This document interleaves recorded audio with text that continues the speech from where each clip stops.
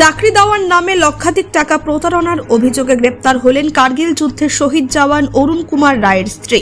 ধৃত মহিলার নাম বিজয়তা মুখিয়া, বয়স ৪৫। দার্জিলিং জেলার জোরবাংলোর বাসিন্দা বিজয়তা দীর্ঘদিন ধরে পলাতক ছিলেন।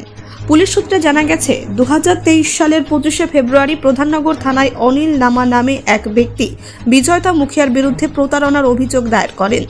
অভিযোগ ছিল, চাকরি দেওয়ার নাম করে ওই মহিলা তার কাছ থেকে 12,70,000 টাকা নিয়েছিলেন, কিন্তু চাকরি তো মেলেইনি, টাকা ফেরতও পাননি তিনি। এরপর অভিযুক্ত মহিলা পলাতক হয়ে যান। তদন্তে উঠে আসে, বিজয়তা মুখিয়া মাটিকাড়া এলাকায় একটি কনসালটেন্সি ফার্মে কাজ করতেন।